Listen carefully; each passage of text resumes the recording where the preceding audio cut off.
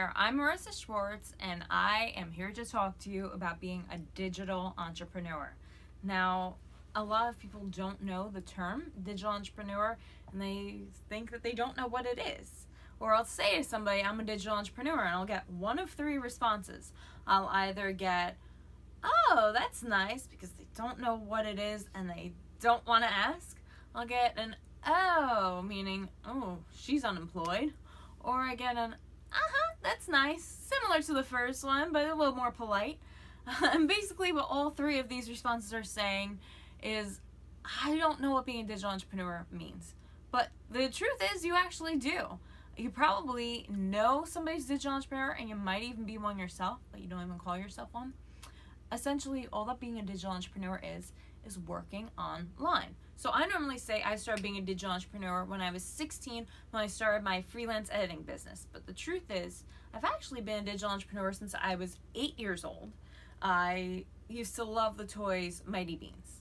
They were these little magnetic characters, and you collect the sets. They were like the 2000s kids version of 90s kids Pogs.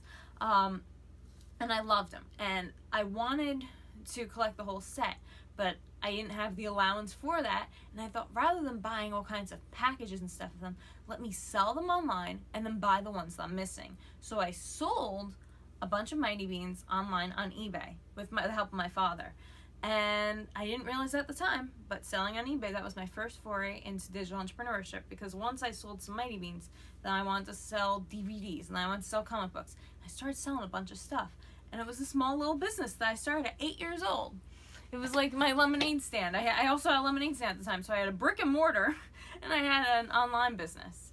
And then in high school, I really liked to sing. I was really into singing. And my mother came to me with a magazine one day and said, I read in here about this website called Fiverr, where you can put up a gig. You can say that you'll do something, and people will find you and pay you to do it. So I think that maybe you can offer your singing services. Maybe you'll say that you'll sing backup on a song and see if people will hire you for that. So I thought, nobody's going to do that, but you know what? Let me try it. So I put up a service that on Fiverr saying that I will sing for 30 seconds for $5. And that was a lot of money to me back then. And nothing happened. I was 100% right. Nobody ordered my singing gig. So I was like, great, doesn't work. But then I went to the request section of Fiverr, and I saw that somebody needed their children's horror book edited. And I loved books, and I loved writing. And I just self-published my first book, which was about contests. And since I had the experience of publishing my book, I thought, I can really help this lady. Grammar, English, I've always gotten A's in English. I can help her. So I wrote to her, and she hired me. And you know what? She loved the job that I did so much that she told a friend about my editing. And that friend told another friend, and so on. And all her friends started telling other friends about what a great editor I was. I couldn't believe it. It was amazing.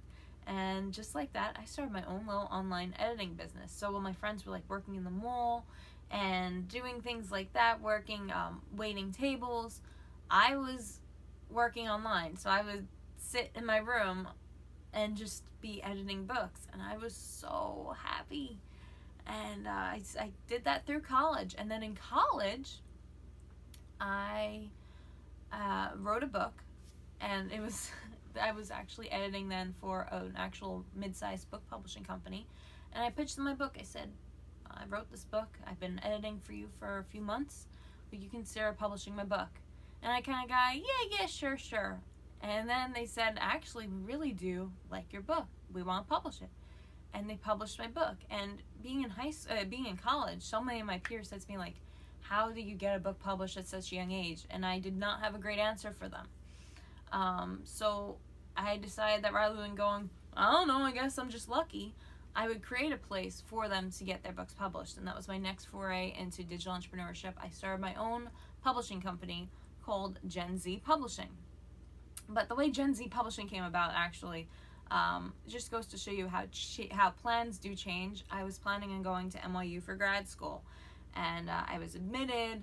I paid my deposit. I was ready. And then I took a tour of the campus and realized it was not for me. That commuting lifestyle, coming home at 10 p.m. every night, was not for me. So I decided to change courses and to start a podcast called the Gen Z Podcast. So before it was Gen Z Publishing, it was the Gen Z Podcast. And I did a couple episodes and realized, I don't think that just creating a podcast is enough. I need something else. And that's when I thought I really can help my friends get published. I can start this publishing company. And that's how Gen Z Publishing came about. And the funny thing is, though, there are so many different ways to be a digital entrepreneur. So you saw with Fiverr, I joined a community. That wasn't me creating something. That was me joining a community and getting a lot of work out of it. Still a digital entrepreneur because it was still me creating my own hours, me doing deals, getting my own work. But there was a community already established around me. And that's one way to be a digital entrepreneur. Similar to that, you have Upwork, which is another freelance platform. There are so many freelance platforms. And there's also places like Uber. I mean, Uber is also revolutionizing the digital entrepreneurship field where you can be your own boss, work your own hours. But then you can also create something new. And that does often take a lot more time and effort. I had to create the Gen Z website. Originally, I created the website myself. I had to learn how to create a website. And then once Gen Z was established enough, I hired some professionals to revamp the website. But originally, I had to read all the books on how to create websites. I had to read all the marketing books, all the business books, because I had no idea how to do it. And I did it all on my own at the beginning. And I learned pretty quickly that you need help, and I'm independent and I always thought I don't need help, but I learned quickly that in business it's okay to ask for help and it's okay to hire people. I now have 6 interns and they're amazing.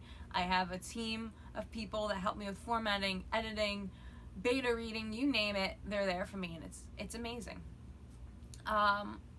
So digital entrepreneurship encompasses a lot of different things, and it takes somebody with a lot of drive, dedication, determination, and an entrepreneurial spirit, but it's so worth it.